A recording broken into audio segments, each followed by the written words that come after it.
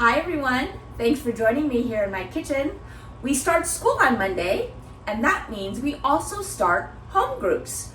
I will be hosting a home group with a fellow teacher, and we will be working with senior girls this year. In order to kick off the year well and help them feel welcome, I decided to bake a batch of my Crunchy Jumble Cookies. This cookie recipe was shared with me a gazillion years ago from my friend Nicole. They are a chewy cookie filled with chocolate chips and Rice Krispie cereal. I actually use a mixture of Rice Krispies and Cocoa Krispies, so you get a little bit extra chocolate in there as well. So come eat with me, Lorianne Lee, as we make Crunchy Jumble Cookies. These Crunchy Jumble Cookies are made with flour, sugar, Rice Krispie cereal, and you can tell that I have a mixture in here. I just keep my Cocoa Krispies and Rice Krispies in one large container. So whenever I make these cookies or Rice Krispie treats, I already have them mixed up. If you just use regular Rice Krispies, that is perfectly fine.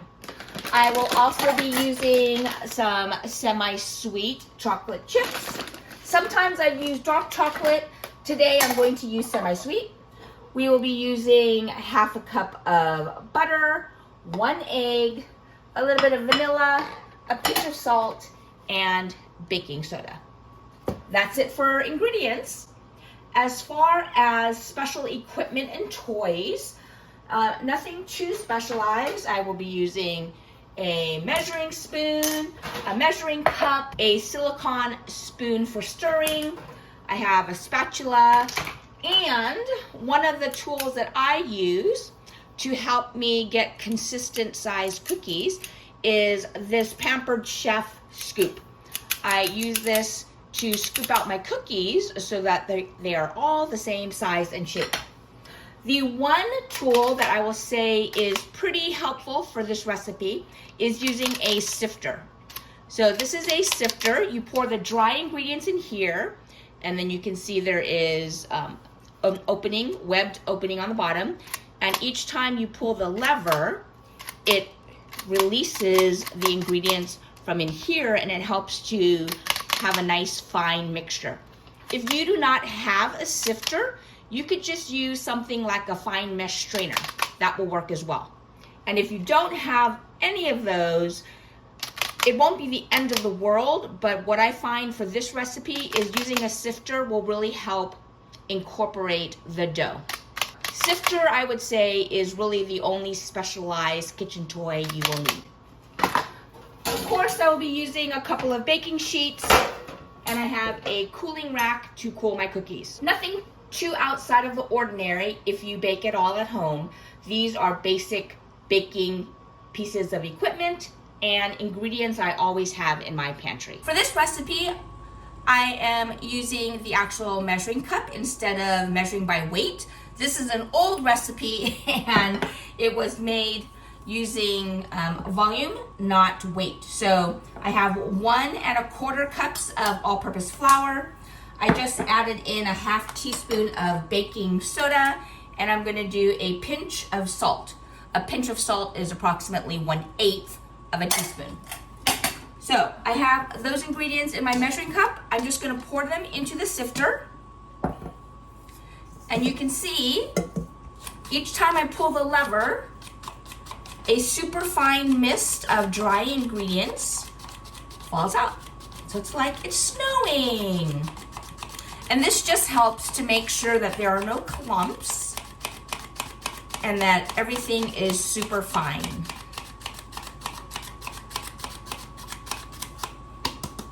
Okay, that's it. So now I have a very fine mixture of dry ingredients. I will just set that aside. And now in my mixing bowl, I'm going to combine 1 cup of sugar with half a cup of butter. So half a cup of butter is 1 stick. So I will just place this in the bowl. And I did have this butter out for an hour or so, and it was pretty hot today, so you can see how soft that butter is. It's important to always have your butter at room temperature so that it will cream nicely with the sugar. For this recipe, I will need 1 cup of sugar. So I just measure that out. And because my butter is nice and soft, because it is room temperature, this will cream together quickly and easily. Okay, I am using my finger to scrape down what is on the spoon. That way I can make sure everything is nice and smooth. So I have my smooth butter and sugar mixture. And now I'm going to add in my vanilla and my egg. Whenever you're adding an egg, I recommend you crack the egg into a container. That way, you can give it a visual inspection. I can see that there are no shells, so now I can pour that into my sugar and butter mixture. If I would have poured the egg directly into the bowl, if there were bits of shell, it would be harder to pick out. All right, so that was 1 egg, and I'm going to add in 1 teaspoon of vanilla. Instead of washing another measuring spoon, I'm just gonna use my ½ teaspoon. So I will do 2 ½ teaspoons. So here's your math for today. ½ teaspoon plus 1/2 of a teaspoon is 1 whole teaspoon. So now I'm gonna just mix those together. And that came together quickly. I'm just wiping down the bowl with my silicone spoon to make sure that if there was any bits of sugar not incorporated, that I got that fully mixed before I add it to my dry mixture. So now I'm going to place this in the bowl. Okay, I am now folding in my wet mixture with my dry. So that means I'm using my spoon, I'm cutting into the mixture, I'm scraping the bottom, and I'm turning it over so now that goes to the top. Then I'm rotating my bowl, and I'm repeating that process. So I'm cutting down, turning it over, turning my bowl. This is called folding. So the reason you fold batters is because you have 2 different textures and you want to gently blend them together without over mixing. So you wouldn't want to use an electric mixer. All right, this is not fully incorporated, but it is enough so that now I can add in 1½ cups of my cereal mixture. Again, this is Rice Krispies and Cocoa Krispies mixed together. And then I'm also going to add in ½ cup of semi-sweet chocolate chips. So now I'm just going to continue to mix this together.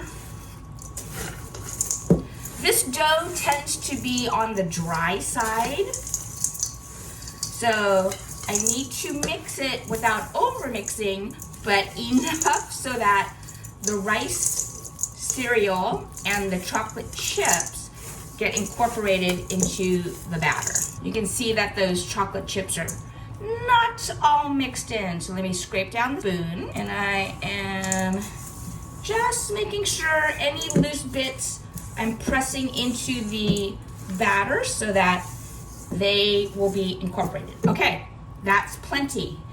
You do not want to overmix this dough. All right, so here is my crunchy jumble batter. Now it's time to scoop it out and get baking. All right, I am using my scoop. You can see that there's a little lever, and when I squeeze the handle together, the lever is what will release the dough.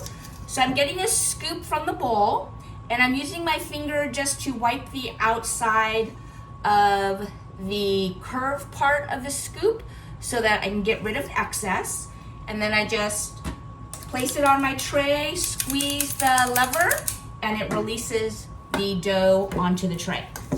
So scraping the batter from the bowl, using my finger to wipe off any excess,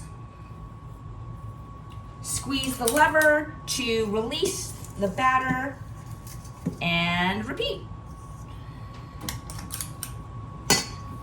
So that's how I get such even, consistent sizes and shapes with my cookies because I use that scoop. So now these are gonna go into the oven. I will bake them for approximately 12 minutes.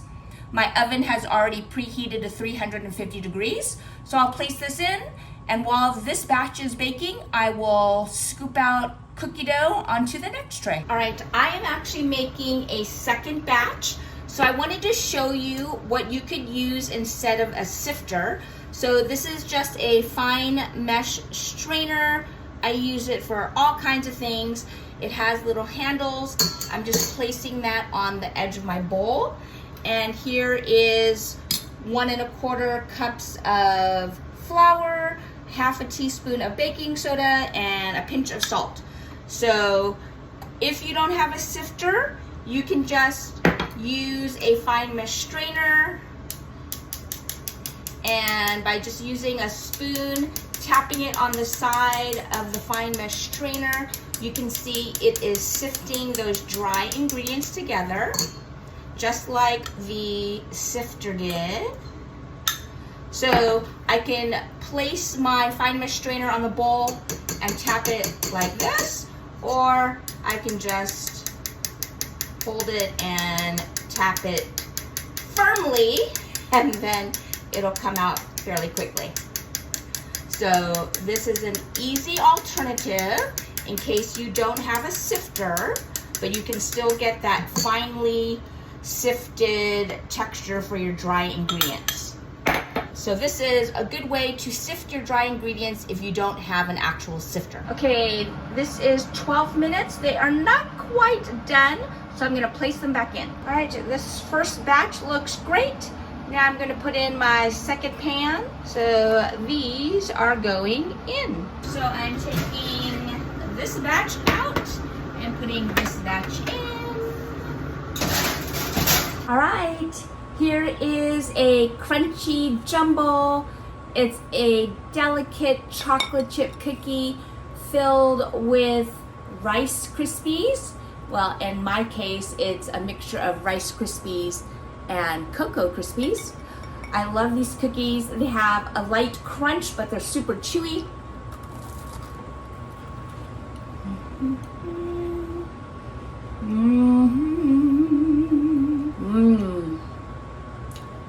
The batter, super light.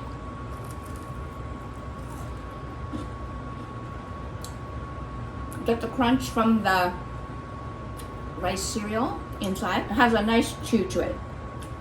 These are always a big hit whenever I bake them and bring them to potlucks or whatever.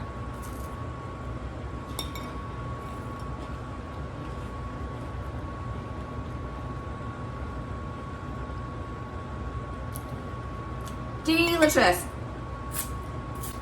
So my double batch, they're cooling. The last tray is in the oven. Our students are going to enjoy these. Thanks again for joining me as I made these Crunchy Jumble Cookies. I hope you try them. They're super easy and so delicious. I love all of the different textures in these cookies. I'm sure the students in our home group will enjoy them as well. Try them out. Let me know how it goes. Don't forget to like and subscribe and check out this other video. I'll see you next time. Come eat with me, Lorianne Lee.